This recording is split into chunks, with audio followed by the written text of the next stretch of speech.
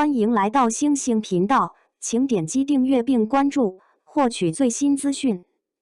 白鹿白月泛星首播口碑出炉，观众的打分和评价都一针见血。白鹿主演的仙侠剧，一个共通的元素便是角色从高处坠落的桥段，这几乎成了其作品中的标志性场景。无论是巍峨高楼还是陡峭台阶，都能成为角色坠落之所在，令人印象深刻。不出所料，白月泛星中出现了一幕经典的英雄救美桥段，与其他作品的相似之处令人不禁莞尔。这次与以往不同，白鹿坠落之时，一位法力卓绝、风姿卓越的男子及时出现，将其温柔拥入怀中，二人旋即共舞，演绎出一曲爱的华美圆舞曲。对此，网友们纷纷赞叹，终于有人能与他棋逢对手了。许多观众心有余悸地评论道：“这种方法风险极高，切勿轻易尝试，前车之鉴，令人扼腕叹息。”为避免观众审美疲劳，白月泛星的导演对男女主角初次相遇的戏份进行了大胆创新，力求呈现耳目一新的观影体验。千百年来守护一方的梵月，在志玲少女白硕的恳切祈愿下应声而至，于危急关头将奄奄一息的姐姐从死亡线上拉回。这部剧的特效着实令人叹为观止，观众们赞叹不已，甚至100万特效的评价都显得有些轻描淡写了。白硕幼时泪痕尚在，光景已成永绝，正是那双明亮闪烁的眸子，宛若星辰般璀璨，才使得白硕得以求得梵月的垂怜。这双眼睛与故人有着惊人的相似之处。坦白说，这种含糊不清、令人牵肠挂肚的设定，多少显得有些老套，略显落伍。夜深了，各位，悄悄话，如今这古装剧的特效，当真令人叹为观止。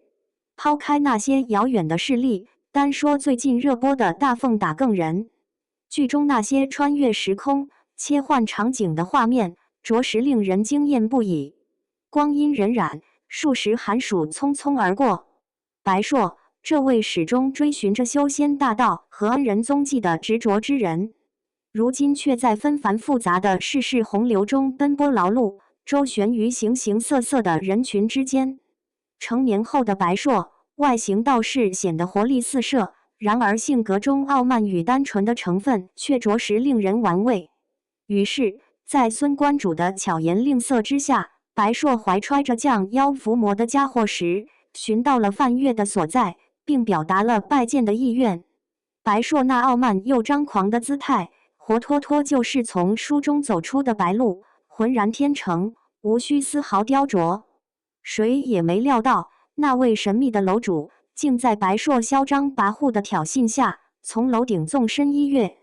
敖瑞鹏的眼神朦胧得像隔着一层薄雾，仿佛带着近1000度的厚重镜片，看不真切。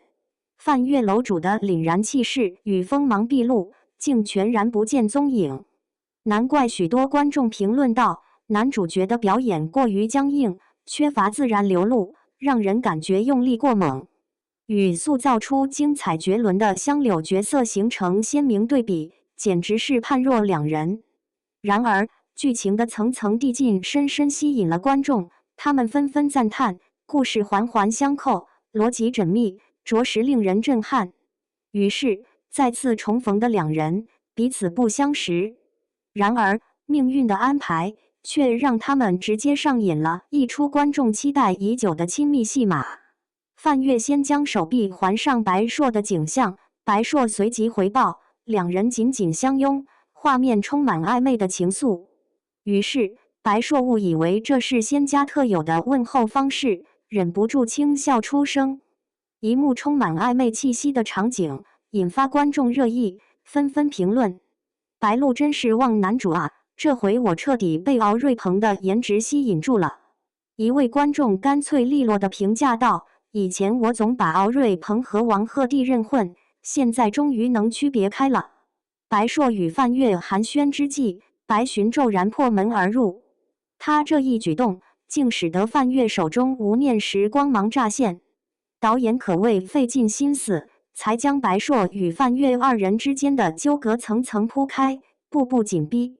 父女情断，白硕与白寻反目成仇，这场戏码演绎的惊心动魄，可谓狠辣决绝。白硕脸上依然刻着坚毅与桀骜，然而这股子硬气很快便被懊恼的情绪吞噬殆尽。与父亲决裂后，白硕径直寻到范月，恳求拜其为师，学习仙道。白硕虽然性情孤傲，目中无人，却有着过人的才智。以一杯酒，以一问话，试探范月道行深浅，谨慎择人而交。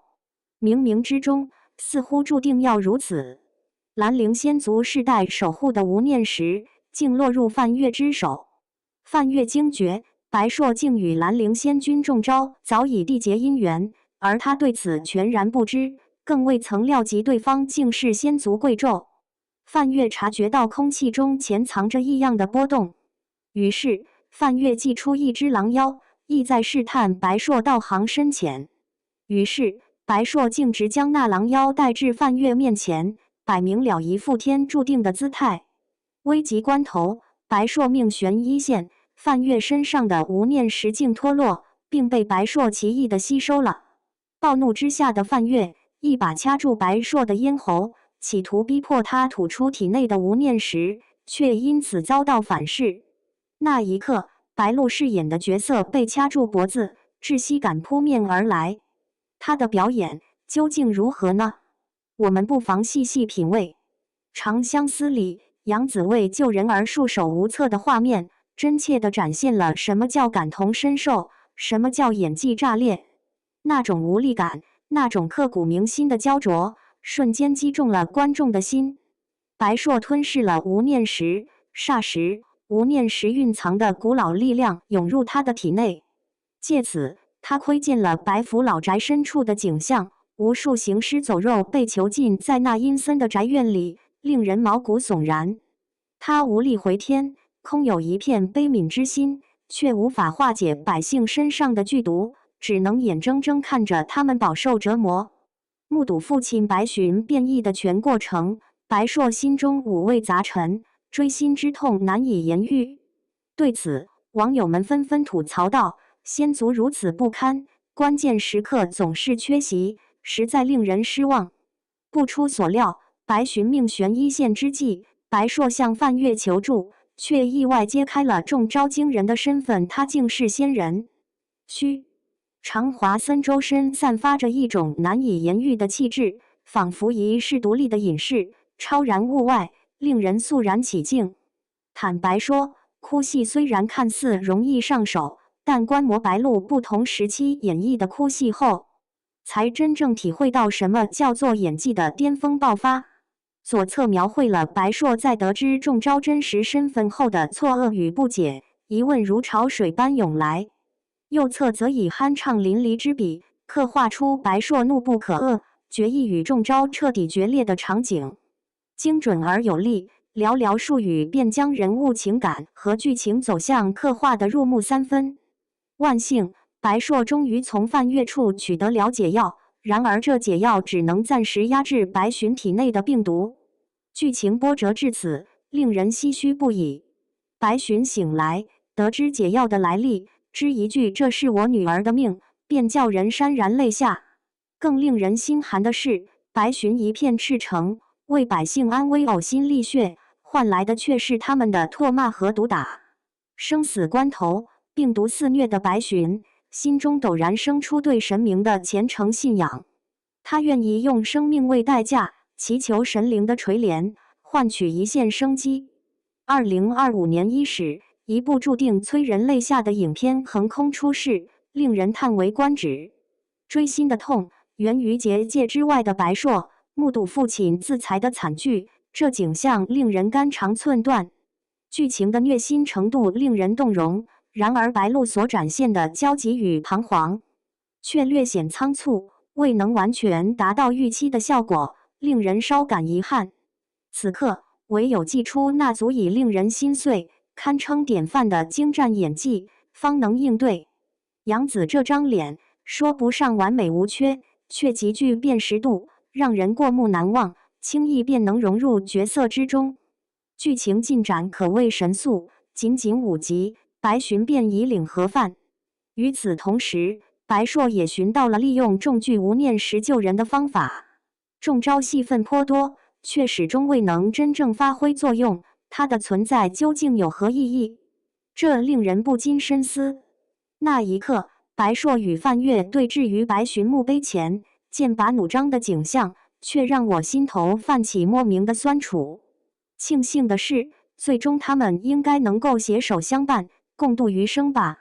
白月泛星的最新剧情已告一段落，各位看官意犹未尽吗？是否已被剧情深深吸引，欲罢不能呢？